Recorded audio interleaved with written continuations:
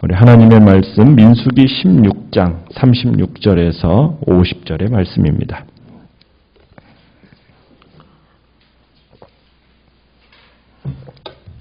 민수기 16장 36절에서 50절까지의 말씀을 교독하겠습니다. 여호와께서 모세에게 말씀하여 이르시되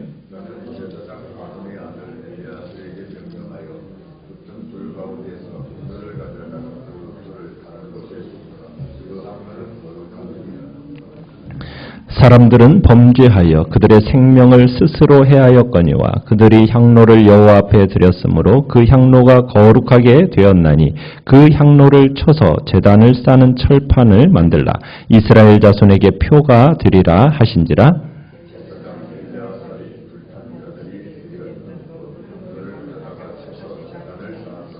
이스라엘 자손의 기념물이 되게 하였으니 이는 아론 자손이 아닌 다른 사람은 여호와 앞에 분향하러 가까이 오지 못하게 함이며 또 고라와 그의 무리와 같이 되지 않게 하기 위함이라. 여호와께서 모세를 시켜 그에게 명령하신 대로 하였더라.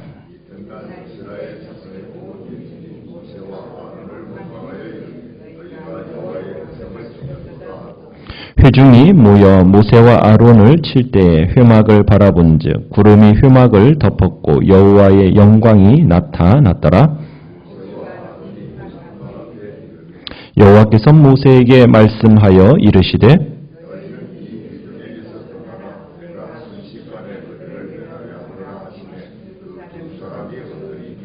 이에 모세가 아론에게 이르되 너는 향로를 가져다가 제단의 불을 그것에 담고 그 위에 향을 피워 가지고 급히 회중에게로 가서 그들을 위하여 속죄하라. 여호와께서 진노하셨으므로 연병이 시작되었음이니라.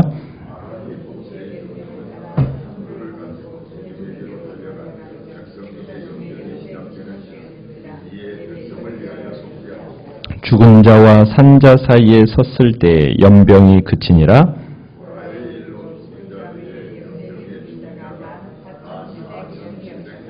같이 읽습니다. 연병이 그침에 아론이 회막문 모세에게로 돌아오니라. 아멘. 오늘 말씀의 제목은 죄인들을 위한 속죄의 향로라는 제목입니다. 16장은 지금 이스라엘이 공개적으로 하나님, 모세 그리고 아론에게 반역하는 사건입니다. 레위 지파에 속한 고핫의 자손 고라가 주동이 되어서 루벤 지파의 엘리압의 아들인 다단과 아비람 그리고 벨렛의 아들 온이 이스라엘 지도자들 250명과 함께 모세와 아론의 권위에 공개적으로 반기를 든 사건인 겁니다. 모세와 아론의 권위에 대적한 고라의 일당들은 어떻게 되었습니까? 하나님의 심판을 받아서 멸망을 받게 됩니다.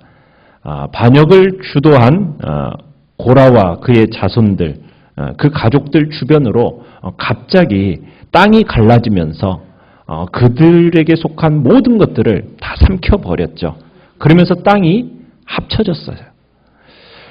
하나님께서 땅이 그들을 삼키게 해서 죽게 하셨던 겁니다. 자, 고라와 함께 반역한 또 250명, 그 주도했던 250명의 지도자들은 어떻게 되었습니까?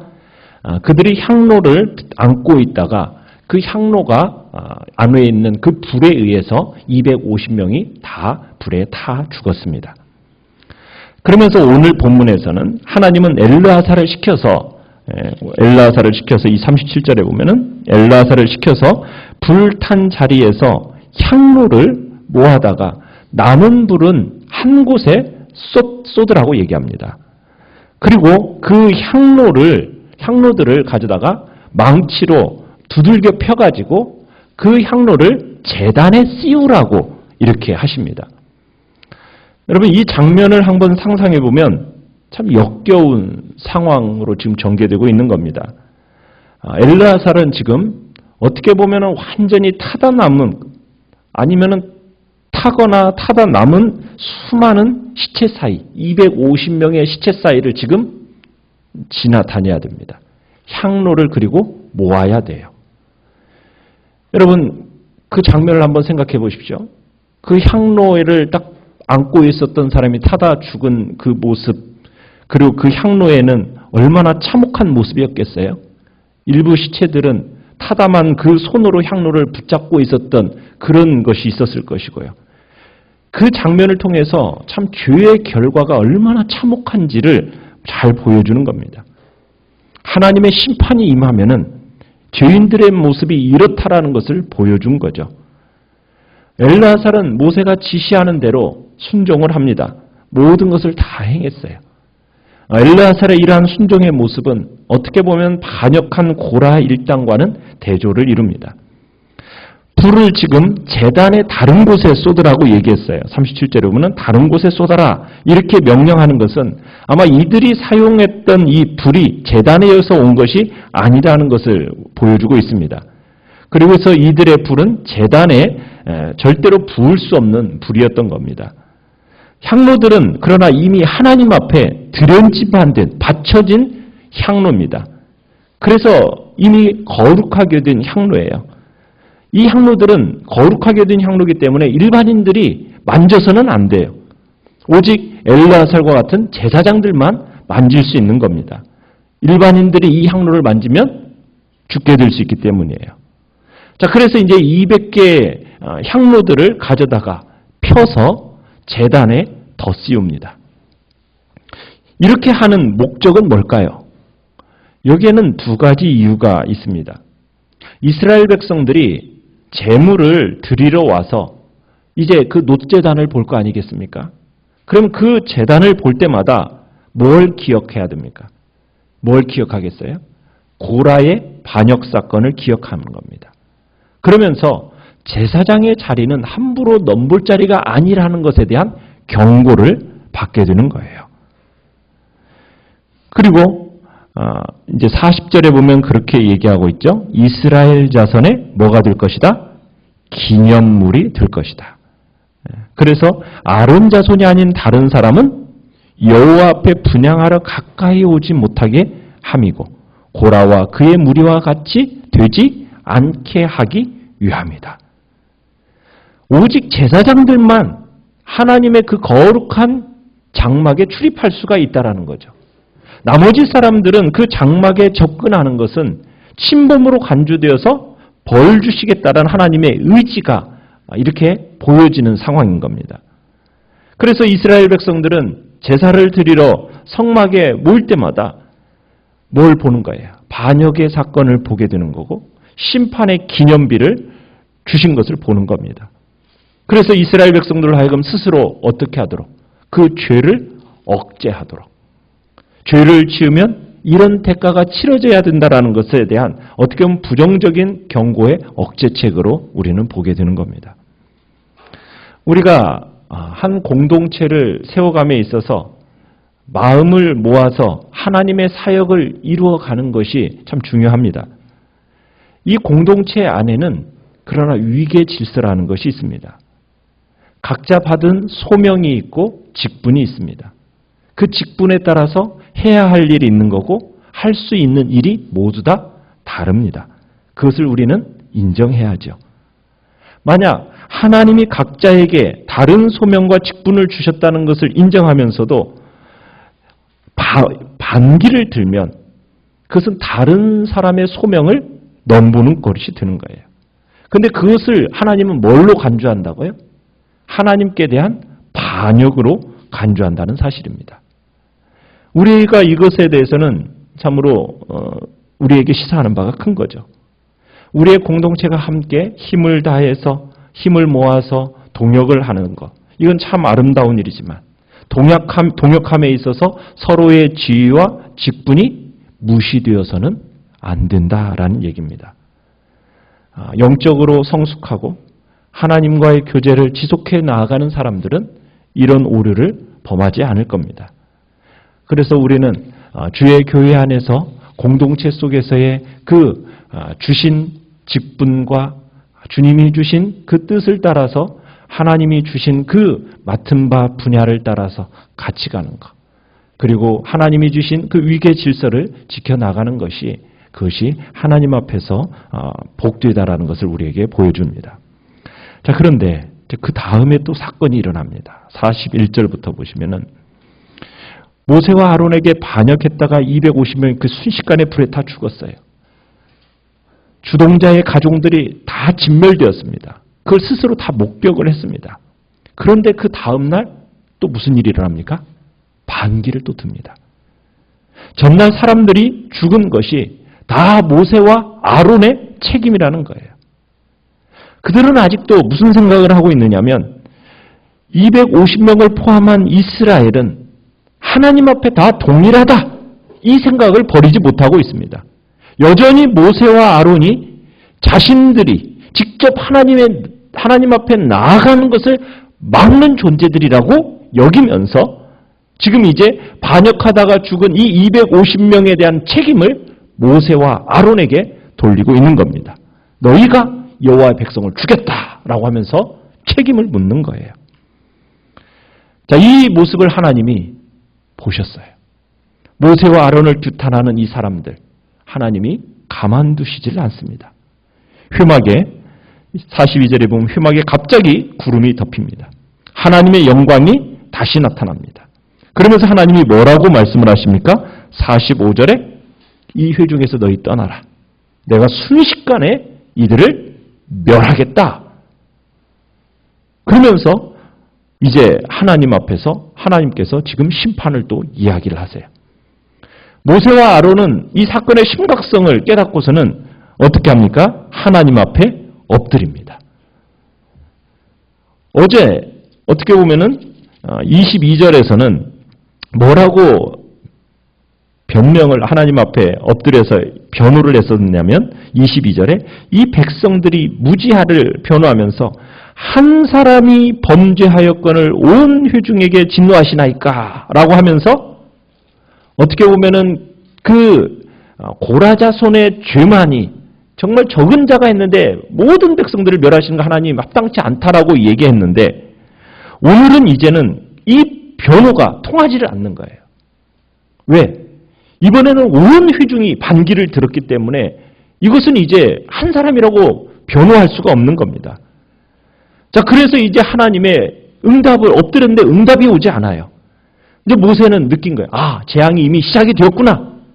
그걸 느끼고서는 백성들을 살리기 위해서 아론에게 명령을 내립니다. 46절에 보시면 뭐라고 명령을 내면 속히 제단의 불로 향로의 향을 피워서 이스라엘 회중에 다녀라. 그러면서 속죄 예식을 행하라고 얘기합니다. 여러분, 원래 이 향이라는 것은 어디에서만 드려지는 예물이죠? 성막 안에서만 드려지는 예물입니다. 성소에서만. 그런데 이날은 지금 상황이니만큼 이 향이 지금 어디로 나왔어요? 성막 밖으로 나왔습니다. 대제사장 아론은 절대로 죽음을 접하면 돼요, 안 돼요? 죽음을 접하면 안 되는 사람이에요. 그런데 지금 이스라엘을 살리기 위해서는 어떻게 해야 돼요? 죽음을 접해야 됩니다. 이날은 지금 여러 가지 면에서 예외적인 날이에요. 바로 전날 향로로 인해서 사람들이 죽임을 당했습니다. 그런데 이제 오늘은 이 향로를 들고서는 가서 사람을 살리는 역할을 하는 거예요. 그죠? 그 전날에는 하나님이 보내신 죽음의 천사로 인해서 어떻게 됐어요? 그 향로가 불이 나와서 사람들이 죽었어요. 아론이 살아있는 사람들과 죽은 자들 사이에 48절에 보니까 딱 섰을 때 어떤 일이 벌어졌습니까? 연병이 그쳤습니다. 어디와 어디 사이에? 죽은 사람과 살아있는 사람 사이에 누가 서 있는 거예요? 아론이 딱 서는 순간 재앙이 멈췄어요.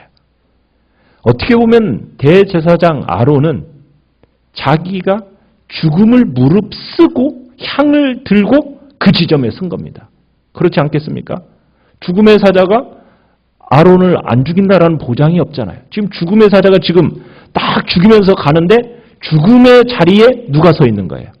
아론이 딱 서 있는 순간 어떻게 됐어요? 죽음이 멈춰졌어요. 죽음의 천사가 이 아론을 지나갈 수가 없었어요. 아론이 향로를 들고 죽은 자들과 산 자들 사이에 섰다는 이 말은 아론이 그들을 위해서 뭐 했다는 얘기일까요? 하나님께 중보 기도를 드렸다라는 사실을 지금 상징하는 겁니다. 그러니까 이 사건은 하나님이 세운 지도자에게 대항하는 이스라엘 백성들에 대한 재앙입니다. 그러면서 동시에 무엇을 보여주냐면 제사장 아론의 역할을 보여주는 거예요. 제사장 아론의 역할. 자, 이미 그로 인하여서 몇 명이 죽었다고 얘기합니까? 49절에 보니까 연병으로 죽은 자가 14,700명이 죽었습니다. 자, 우리는 여기에서 이스라엘은 어떻게 보면 아론 대제사장이 백성들을 향한 그 사랑과 헌신을 실감할 수 있게 되는 거예요. 아론이 자기의 죽음을 무릅쓰고 용감하게 행동했기 때문에 더 이상의 피해는 발생하지 않은 겁니다. 이스라엘 백성들이 처음 모세와 아론을 향해서 두고 했던 말씀, 너희가 당신들이 하나님의 백성을 죽였다 이렇게 얘기했어요. 근데 이 말이 얼마나 잘못되었는지가 드러난 겁니다.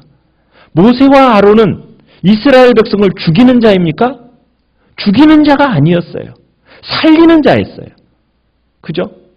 지도자들은 어떻게 보면 아론과 모세처럼 개인을 향해 지금 공격해 오는 자들도 품고 기도하는 자리가 바로 지도자의 자리라는 겁니다. 지금 모세와 아론을 향해서 어떻게 했습니까? 상처 주고 어떻게 보면은 죽이겠다고까지 얘기하는 게 이 회중이에요. 그런데 지금 모세와 아론은 어떻게 하는 겁니까? 그들을 품고 기도하며 나아가는 거예요. 자신에게 저지른 상처를 또 잘못을 그 회중으로 인하여서 그들이 징계받는 거 참 기쁘다, 고소하다 이렇게 생각하지 않는 겁니다. 제사장적인 마음이라는 건 뭐냐? 자기를 공격하고 대적해서 고난과 징계 속에 빠져 있을 때 그들을 안타까워하며 기도하는 것이 바로 진정한 지도자의 모습이라는 것을 오늘 아론의 모습을 통해 보여주고 계시는 거예요. 그들을 살리기 위해서 최선을 다하는 자리. 선지자적인 자리는 죄를 지적하는 자리입니다. 그런데 죄를 지적하기만 하는 자리가 우리의 머무르는 게 아니라 제사장의 자리로 돌아와서 그 죄인들의 고통과 죽음의 자리에 함께 서서 그들을 속죄하고 중보하며 기도하는 자리가 진정한 지도자의 자리임을 우리에게 보여주고 계시는 거죠. 이전에 까닭 없이 여러분의 마음에 고통을 안겨다 준 이들이 있습니까? 그런데 상황이 역전이 되어서 그들이 도리어 고통을 당할 때 우리의 마음에 보복의 심리를 거두어야 됩니다. 그들을 바라보면서 진정으로 긍휼히 여기면서 기도하는 자가 진정한 지도자의 모습이라는 거죠. 모세와 아론 같은 우리는 제사장적인 마음을 갖게 해달라고 우리는 하나님 앞에 기도해야 됩니다. 우리가 때로 아무 일, 정말 잘못이 없는데도 정당한 일을 했는데도 불구하고 원망과 비난을 들을 때가 있습니다. 여러분 그때 어떻게 반응하십니까? 우리는 예수님처럼 모세와 아론처럼 죽을 수밖에 없는 그 죄인들을 위해서 중보자로 자리에 나아가는 것이 바로 우리가 해야 할 일인 거예요. 죽은 자와 산 자 사이에 서서 그들을 긍휼히 여겨주시도록 기도하는 것. 그것이 바로 우리 믿는 하나님의 백성들이 해야 할 일이요. 진정인 지도자로서 우리들이 감당해야 할 몫임을 오늘 주님께서는 가르쳐주고 계시는 겁니다. 오늘 말씀을 생각하면서 기도하시고요. 주께서 우리가 정말 제사장적인 마음을 가지고 정말 때로는 우리에게 고통과 상처를 주는 이들을 용서하면서 그들을 기도하는 넉넉한 마음을 품을 수 있게 해달라고 이 시간 기도하며 나가시길 바랍니다.